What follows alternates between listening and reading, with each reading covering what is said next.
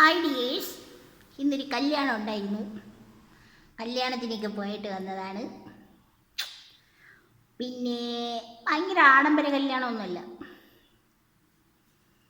ആഡംബരം ഇല്ലാത്തൊരു കല്യാണം ഈ അടുത്തിടെ കണ്ടത് ഞാൻ ഇതാണ്. നല്ല കല്യാണമായിരുന്നു. പൊറോട്ട ബീഫും, നമ്മളെ പണ്ടത്തെ പൊറോട്ടയും ബീഫും, പിന്നെ നമ്മുടെ ചപ്പാത്തി, കല്ലിൽ ചുട്ട, റെഡിമെയ്ഡൊന്നും ഇല്ല, കല്ലിൽ ചുട്ട ചപ്പാത്തി, വെജിറ്റബിൾ കറി, പിന്നെ നമ്മുടെ സാധാരണ വെള്ളം, ചൂടുവെള്ളം ആറിപ്പോയി, അത് കുഴപ്പമില്ല. പിന്നെ നമ്മുടെ ചെറിയ പൂവമ്പഴം. ഒരാഡംബരമില്ല. കുറേ കാലം കൂടിയാണ് ഇങ്ങനൊരു കല്യാണം കാണുന്നത്. അപ്പോഴെനിക്ക് ഭയങ്കര സന്തോഷമായി, സമാധാനമായി. നല്ല കല്യാണമായിരുന്നു.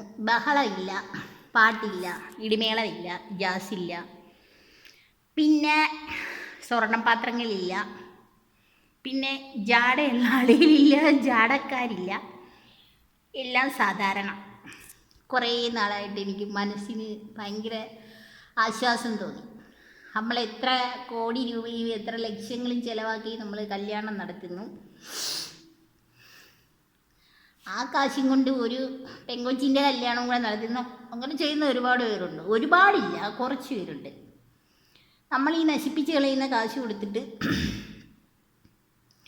ഒരു അനാഥ കൊച്ചിൻ്റെ കല്യാണം, അല്ലെങ്കിൽ ഒരു അച്ഛൻ നഷ്ടപ്പെട്ടതോ അമ്മ നഷ്ടപ്പെട്ടതോ അല്ലാതെ നിവർത്തിയില്ലാത്തൊരു ആളിൻ്റെ കല്യാണം, ഒരു പെങ്കൊച്ചിൻ്റെ കല്യാണം, ഇതൊക്കെയാണ് ചെയ്യേണ്ടത്. അല്ലാതെ ആഡംബരം ചെയ്യുന്നതിന് ഞാൻ എതിർപ്പൊന്നുമില്ല. ആഡംബരം ചെയ്യാൻ പറ്റുന്നവർക്ക് ചെയ്യട്ടെ, അതിൻ്റെ കൂട്ടത്തിൽ ഇതും കൂടെ ചെയ്യാമല്ലോ. ഒരാളിനെ രക്ഷിക്കാമെങ്കിൽ അത്രയും നല്ലത്. നമ്മളെ ജീവിതത്തിൽ ഏറ്റവും വലിയ പുണ്യമെന്ന് വിശ്വസിക്കുന്ന ആളാണ് ഞാൻ. ഒരു കുറച്ച് സമ്പത്ത് കൊടുത്ത്, എന്നുവെച്ചാൽ കുറച്ച് കാശോ എന്തെങ്കിലും ഒന്ന് കൊടുത്ത് അവരെ ഒന്ന് രക്ഷിക്കാമല്ലോ നമുക്ക്. ഇത്രയും ആഡംബരം നമ്മളെ മക്കളെയൊക്കെ കല്യാണം കഴിപ്പിക്കുന്നത്, നമ്മളെ റിലേറ്റീവ്സിന് കല്യാണം കഴിപ്പിക്കുന്നു, ഇതൊക്കെ കണ്ടിട്ട് നമ്മൾ അപ്പുറത്ത് വീട്ടിൽ ചെന്നപ്പം അവിടെ മട്ടനും ചിക്കനും ബീഫും, പിന്നെ ഡക്ക് റോസ്റ്റും, പിന്നെ നെമ്മീനും, പിന്നെ 5-6 കൂട്ടം പായസമൊക്കെ ഉണ്ടായിരുന്നു, പിന്നെ സദ്യ ഉണ്ടായിരുന്നു, പിന്നെ അരിപ്പത്തിരി ഉണ്ടായിരുന്നു, പിന്നെ നൂൽപ്പൊറോട്ട ഉണ്ടായിരുന്നു, നൂൽപ്പത്തിരി ഉണ്ടായിരുന്നു, ഇടിയപ്പം ഉണ്ടായിരുന്നു. എന്ത് വേണം ഇങ്ങനെയൊക്കെ ഒരു സ്നോബറി മീൻസ് പൊങ്ങച്ചം കാണിക്കുന്ന കുറേ കല്യാണങ്ങൾ. പൊങ്ങച്ചം കാണിക്കാനായിട്ട് മാത്രം ചിലരെങ്കിൽ എന്ന് വെച്ചാൽ ഒരുപാട് നല്ല കാര്യങ്ങൾ അതിനകത്തൂടെ ചെയ്യുന്നുണ്ട്. പിന്നെ ഒന്നുമില്ലാത്തവരുടെ വീട്ടിൽ ചെന്നിട്ട് ഇതേ ഉള്ളോ, എന്തോ ഇത്, എന്തിനു കല്യാണമാ, പച്ചവെള്ളമോ, ചായ ഇല്ലയോ, കാപ്പി ഇല്ലയോ, ഐസ്ക്രീം ഇല്ലേ, ഇങ്ങനെ പറയുന്നത് ഇന്നും ഉണ്ട്. പക്ഷേ നമ്മളൊന്ന് ഓർക്കണം,